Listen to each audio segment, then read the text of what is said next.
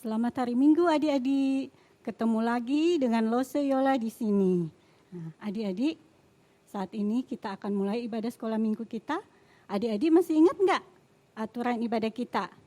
Adik-adik tidak boleh jalan-jalan, tidak boleh sambil makan, tidak boleh sambil tidur-tiduran. Tapi adik-adik harus berpakaian yang rapi dan siapkan Alkitab. Nah, adik-adik ikutin ibadah sekolah minggu kita sampai akhir ya. Nanti akan ada cerita yang seru dari Lose Yesi. Sebelum kita mulai ibadah sekolah minggu ini, mari kita angkat satu pujian. Kami puji dengan riang.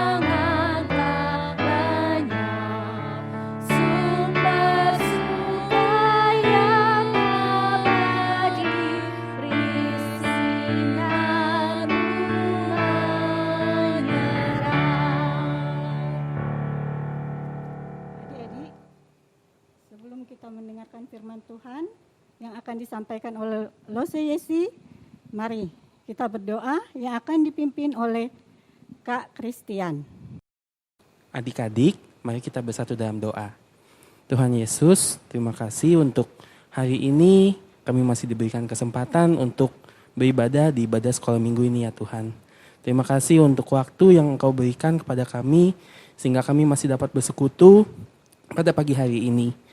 Ya Tuhan, pimpinan berkati ibadah sekolah minggu kami, kiranya kami dapat beribadah dengan baik, dengan sukacita, dan dengan senantiasa hingga akhirnya nanti ya Tuhan.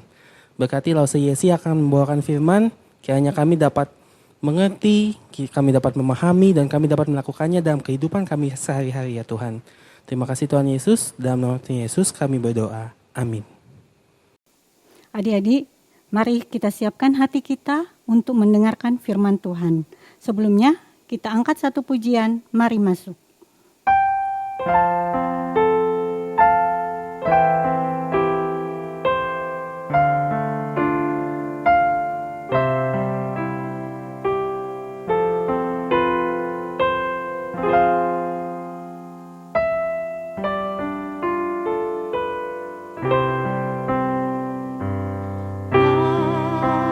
masuk.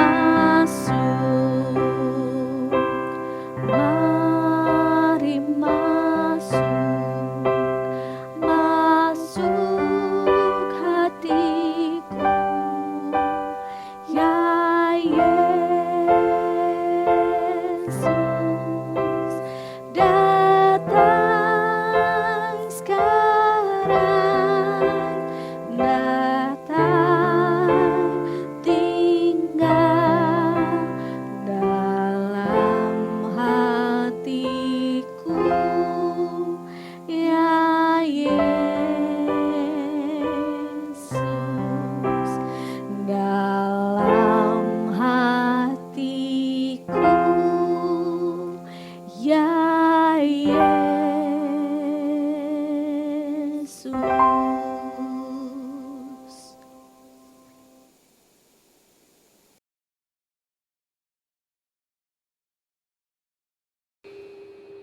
Hai adik-adik, sekarang kita akan mendengarkan cerita firman Tuhan. Mari sama-sama kita berdoa. Yuk kita berdoa. Tuhan Yesus yang baik, terima kasih hari ini kami mau mendengarkan firman Tuhan. Tuhan berkati kami, berkati hati kami, pikiran kami, supaya kami mengerti akan cerita firman Tuhan ini. Walaupun kami di rumah saja, Tuhan pimpin, jaga dan sertai kami. Terima kasih Tuhan Yesus, kami siap untuk mendengarkan cerita firman Tuhan. Haleluya, amin. Ya, adik-adik, sudah siap mendengarkan cerita firman Tuhan? Sekarang duduk yang rapi, tenang, dan jangan lupa siapkan Alkitabnya. Oke, janji ya kalian akan mengikuti ibadah sekolah minggu ini dengan tenang. Oke, janji? Good. Ya, adik-adik, tadi Lo Sesi ngomongin kata janji. Kira-kira adik-adik tahu nggak sih apa arti dari kata janji tersebut? Nah, janji adalah ucapan yang menyatakan kesediaan atau kesanggupan untuk berbuat, seperti hendak memberi, menolong, datang, ataupun bertemu. Kalau begitu kira-kira adik-adik tahu nggak ya apa perbedaan janji yang dibuat manusia dan janji yang dibuat oleh Allah? Ada yang tahu atau ada yang bisa membedakannya? Nah, janji yang dibuat manusia ada yang ditepati, tapi ada juga yang tidak ditepati. Tapi kalau janji yang dibuat oleh Allah kepada manusia itu disebut janji covenant. Dan itu adik-adik pasti Allah tepati. Dan selanjutnya kira-kira tahu nggak apa yang menyebabkan perbedaan-perbedaan tersebut? Janji Allah dan janji manusia. Karena manusia juga mempunyai keterbatasan. Nah adik-adik, Alkitab juga memberitahu kita kenapa kita nggak bisa menepati janji. Pingin tahu?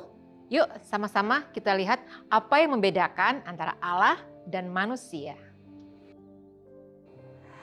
Alkitab memberitahu kita seperti apa manusia.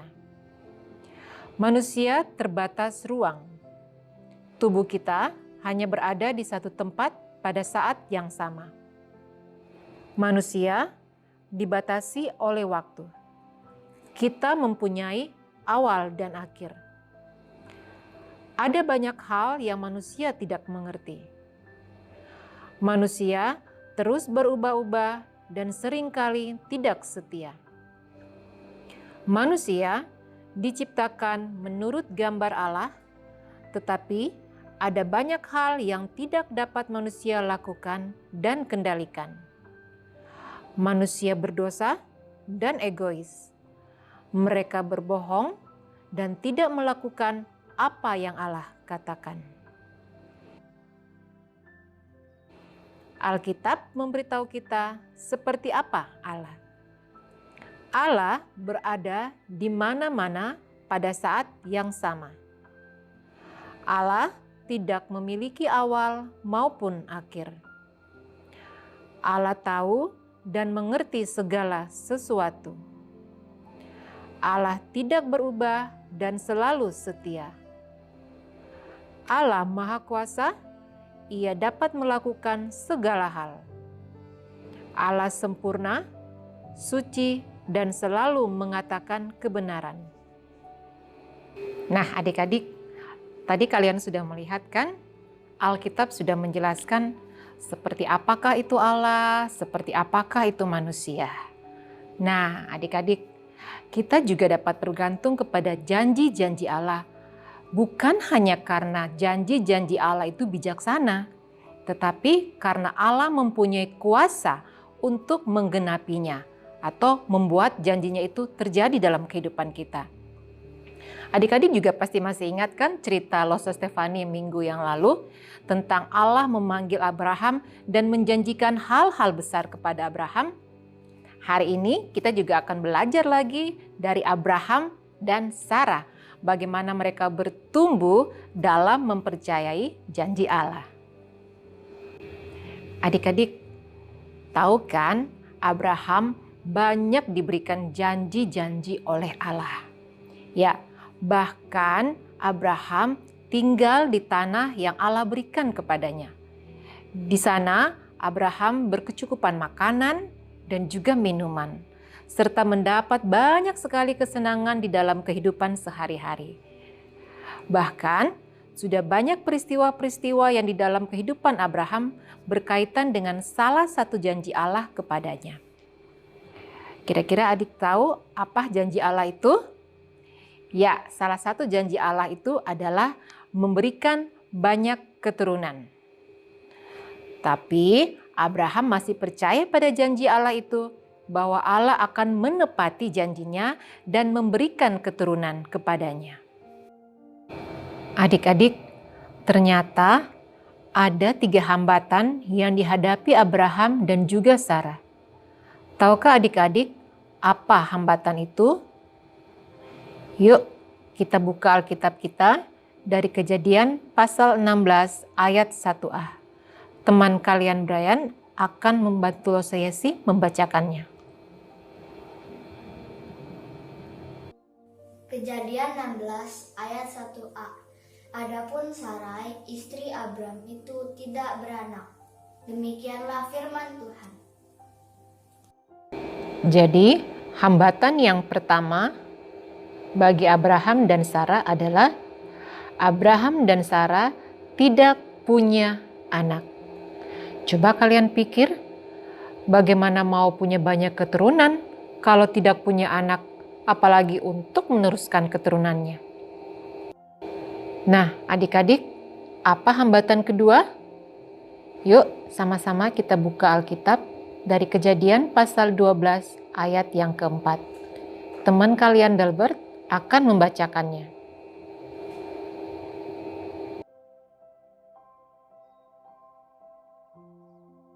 Kejadian 12 ayat 4. Lalu pergilah Abram seperti yang difirmankan Tuhan kepadanya, dan Lot pun ikut bersama-sama dengan dia. Abram berumur 75 tahun ketika ia berangkat dari Haran. Demikianlah firman Tuhan. Jadi adik-adik, hambatan kedua, ketika itu Abraham dan Sarah sudah terlalu tua. Allah berjanji untuk memberinya banyak keturunan dan menyuruhnya pergi ke Kanaan. Berapa umur Abraham saat itu? Ya, 75 tahun. Untuk itu, Abraham sudah terlalu tua. Jadi seperti sudah opa dan oma ya. Hambatan yang ketiga. Ternyata meskipun sudah terlalu tua, Allah tidak segera memberikan anak kepada Abraham dan Sarah. Tahun umur Abraham dan Sarah semakin bertambah. Maka Abraham dan Sarah jadi semakin tua. Semakin tua merupakan hambatan yang ketiga. Saat itu, Abraham mulai bergumul untuk mempercayai janji Allah. Tetapi janji itu sulit dipercaya dan bahkan semakin sulit dipercaya seiring dengan waktu yang semakin terus dan terus berjalan. Bayangin adik-adik, puluhan tahun loh mereka menantikan keturunan. Tetapi ketika itu Allah tidak segera menepati janjinya. Tentu saja mereka bertanya-tanya, benar nggak sih janji Allah ini? Tidak heran Abraham kadang meragukan Allah. Imannya menjadi goyah. Sehingga Abraham dan Sarah mempunyai ide sendiri untuk memperoleh keturunan. Tetapi adik-adik, Allah menegaskan bahwa janjinya akan terjadi dan digenapi. Sarah akan mengandung anak Abraham. Nah, adik-adik, mungkin juga seperti adik-adik ya. Kalau kalian dijanjikan sesuatu, terus janji itu lama untuk ditepati, kalian pasti akan bertanya-tanya, kira-kira janji ini benar nggak ya? Nah sama tuh dengan Abraham dan juga Sarah. Mereka juga bertanya-tanya, benar nggak ya Allah akan melakukannya? Dan benar nggak ya kalau Allah itu akan menepati janjinya kepada mereka? Maka itu Abraham dan Sarah tidak sabar menunggu janji Allah. Sehingga adik-adik mereka mencoba cara mereka sendiri untuk apa? Untuk menggenapi janji Allah. Disinilah mereka berdosa. Nah adik-adik, janji Allah itu memang sungguh besar, demikian pula dengan hambatannya. Untuk itu Abraham perlu taat dan juga membutuhkan pertolongan dari Allah sendiri. Nah adik-adik, kira-kira Allah tahu nggak ya apa yang digumulkan Abraham dan Sarah? Yuk sama-sama kita buka Alkitab kita dari Kejadian pasal 13 ayatnya yang ke-16 dan Kejadian pasal 17 ayat 1 dan 2. Teman kalian Momo dan Dilan akan membantu Loseyesi untuk membacakannya. Kejadian 13 ayat 16.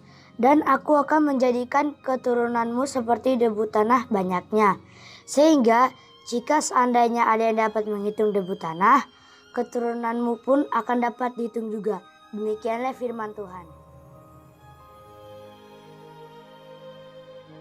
Kejadian 17 ayat 1 sampai 2. Sunat sebagai tanda perjanjian Allah dengan Abraham. Ketika Abraham berumur 99 tahun, maka Tuhan menampakkan diri kepada Abraham dan berfirman kepadanya, "Akulah Allah yang Maha Kuasa. Hiduplah di hadapanku dengan tidak bercela." Ayat yang kedua, "Aku akan mengadakan perjanjian antara aku dan engkau, dan aku akan membuat engkau sangat banyak." Demikianlah firman Tuhan. Ya adik-adik, dari bacaan Alkitab kita tadi, jelas-jelas Allah tahu apa yang menjadi pergumulan Abraham dan Sarah. Karena itu, selama bertahun-tahun Allah selalu mendatangi dan menolong, bahkan menguatkan Abraham. Adik-adik tahu nggak mengapa Abraham dapat mempercayai janji-janji Allah yang luar biasa itu? Karena Allah memberikan iman kepada Abraham. Allah juga selalu mengatakan hal yang sama, bahwa Abraham akan mempunyai keturunan yang sangat banyak dan tak terhitung jumlahnya. Dan apa yang Allah janjikan itu pasti terjadi sesuai waktunya dan caranya Allah. Nah, adik-adik, akhirnya Ishak dilahirkan sesuai dengan yang Allah janjikan. Tahukah adik-adik berapa umur Abraham ketika Ishak dilahirkan? Yuk sekali lagi kita buka Alkitab kita ya. Dari Kejadian pasal 21 ayatnya yang ke-5. Kali ini teman kalian Kayla akan membantu Loseyesi untuk membacakannya. Kejadian 21 ayat 5. Adapun Abraham berumur 100 tahun ketika Ishak anaknya lahir baginya. Demikianlah firman Tuhan. Nah adik-adik, dari bacaan Alkitab kita tadi, kita tahu umur Bapak Abraham ketika Ishak lahir. Berapa umurnya? Ya, 100 tahun. Di umur itu Abraham mempunyai seorang anak. Luar biasa bukan cara Allah bekerja untuk menggenapi janjinya kepada Abraham? Nah adik-adik, sekarang kita akan melihat bagian lain dari kisah Abraham yang terjadi setelah Ishak bertumbuh lebih dewasa.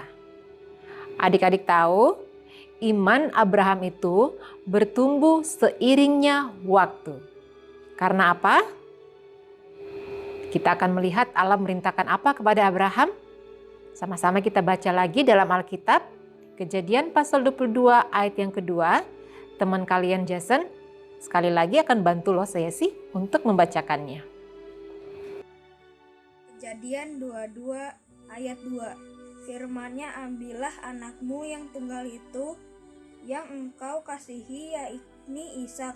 Pergilah ke tanah Moria dan persembahkanlah dia di sana sebagai korban bakaran pada salah satu gunung yang akan kukatakan kepadamu. Demikianlah firman Tuhan. Adik-adik, ketika Allah memerintahkan Abraham untuk mempersembahkan anaknya Ishak, bagaimana perasaan Abraham? Abraham pasti bertanya-tanya, bagaimana Allah akan menepati janjinya jika Ishak dipersembahkan? Bayangin adik-adik, anak yang susah-susah didapat harus dipersembahkan. Sama seperti adik-adik ya, contohnya sudah nabung bertahun-tahun, ingin membeli suatu barang, dan ketika barang itu sudah kalian miliki, tetapi barang tersebut harus kalian berikan kepada orang lain. Ayo, bagaimana perasaan adik-adik? Nah, dalam hal ini, kita tidak tahu pasti bagaimana perasaan dan pikiran Abraham. Tetapi Alkitab memberi kita petunjuk tentang semua ini karena iman Abraham. Jadi adik-adik tahu kan kenapa Abraham begitu mempercayai janji Allah? Ya, karena iman. Abraham mengingatkan dirinya sendiri akan kemahakuasaan Allah. Kuasa Allah yang tidak terbatas. Abraham percaya bahwa anaknya Ishak itu adalah anak yang Allah janjikan dan pasti Allah memberikan jalan keluar. Dan jalan keluarnya adalah Allah sudah menyiapkan domba jantan untuk dipersembahkan sebagai pengganti Ishak. Luar biasa bukan Allah kita? Nah adik-adik, kalian tahu pada zaman perjanjian lama, Allah selalu mengatakan dan melakukan sesuatu untuk menunjukkan bahwa akan ada juru selamat yang Dia utus bagi kita umatnya.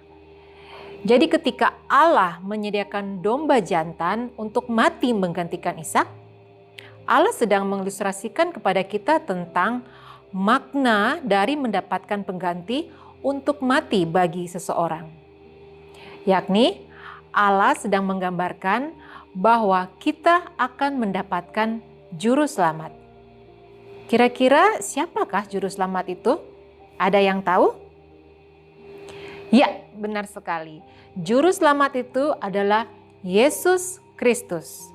Yesus Kristus adalah pengganti kita yang membayar harga bagi dosa-dosa kita. Jadi adik-adik, kita membutuhkan juru selamat dalam kehidupan kita yang mau membayar harga dosa-dosa kita. Karena kita sebagai manusia tidak bisa menyelamatkan diri kita sendiri dari dosa. Jadi harus ada yang menolong kita dan tidak bisa hanya diri kita sendiri. Karena itulah Allah mengutus Yesus Kristus. Nah adik-adik, seperti Allah menguatkan iman Abraham, Allah kita adalah Allah yang tetap sama. Allah juga akan selalu melakukannya untuk kita. Allah akan menguatkan iman kita. Bahkan selama masa-masa sulit dalam kehidupan kita, Allah kita tetap sama. Dia akan menguatkan kita. Allah tetap dan selalu menepati janjinya. Allah akan selalu menguatkan iman kita dan akan bersama dengan kita terus. Jadi, adik-adik harus selalu berkata, aku percaya pada janji Allah. Dan untuk itu, teruslah adik-adik membaca firman Tuhan, tetap berdoa, dan rajinlah sekolah minggu sekalipun online. Dan ingat, adik-adik harus terus beriman. Karena Yesus Kristus sudah berkorban buat kita. Adik-adik, Losesi punya ayat hafalan buat kalian semuanya. Ambil Alkitab kalian, kita buka dalam Yeremia pasal 29 ayatnya yang ke-11. Bunyi firman Tuhannya begini. Sebab aku ini mengetahui rancangan-rancangan apa yang ada padaku mengenai kamu. Demikianlah firman Tuhan, yaitu rancangan damai sejahtera dan bukan rancangan kecelakaan, untuk memberikan kepadamu hari depan yang penuh harapan. Indah bukan firman Tuhan kita kali ini? Jangan lupa ayat hafalan ini adik-adik hafalkan ya. Adik-adik, sekian cerita firman Tuhan yang bisa Losiesi sampaikan hari ini. Tidak lupa, Losiesi juga mengucapkan banyak terima kasih kepada adik-adik dan teman-teman kalian yang sudah membantu Losiesi untuk membacakan Alkitab pada hari ini. Terima kasih Losiesi ucapkan kepada Momo, Dilan, Delbert, Kayla, Brian, dan Jason. Tuhan Yesus memberkati kita semuanya dan sampai jumpa. Terima kasih untuk Losiesi atas firman Tuhannya. Terima kasih juga untuk Kak Christian yang sudah memimpin doa. Kak Christian, Iya. Allah kita itu baik ya. Iya, betul. Allah kita sudah menempati janjinya kepada Abraham dengan memberikan Ishak sebagai anaknya. Iya, Allah kita juga telah mengirimkan anaknya yang tunggal, yakni Yesus Kristus, untuk menyelamatkan kita, umatnya yang dipilih Dia. Adik-adik, kita mau mengakhiri ibadah sekolah minggu kita. Mari kita angkat satu pujian. Yesus itulah satu-satunya.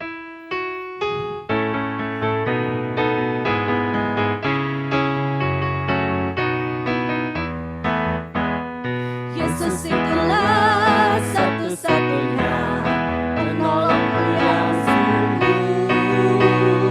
Dia berjanji akan kembali angkat kita semua. Oh, haleluya, puji Tuhan, upamu besar di surga. Oh, haleluya, puji Tuhan, upamu besar di surga. Yesus itulah satu-satunya penolongku yang sungguh. Dia berjanji akan kembali angkat kita semua. Oh, haleluya, puji Tuhan, upamu besar di surga. Oh, haleluya, puji Tuhan, upamu besar di surga. Teman-teman, mari kita tutup ibadah sekolah minggu kita dengan berdoa. Tuhan, terima kasih untuk hari ini ya Tuhan, jika kami masih dapat beribadah di ibadah sekolah minggu kami pada pagi hari ini ya Tuhan. Ajarkan kami untuk terus setia kepada firman-Mu Tuhan, ajarkan kami untuk selalu berpegang teguh pada firman-Mu ya Tuhan. Terima kasih untuk hari ini ya Tuhan, saat ini kami akan melanjutkan aktivitas kami kembali. Tolong Tuhan pimpin dan berkati aktivitas kami selanjutnya. Inilah doa kami ya Tuhan, dalam nama Tuhan Yesus kami berdoa dan mengucap syukur. Amin. Bapa, terima kasih. Bapa, terima kasih. Bapa, terima kasih. Bapa di dalam surga, puji terima kasih.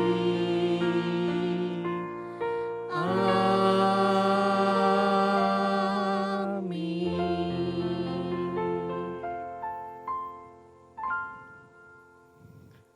Ibadah selesai, sampai ketemu minggu depan. Dadah. Dadah.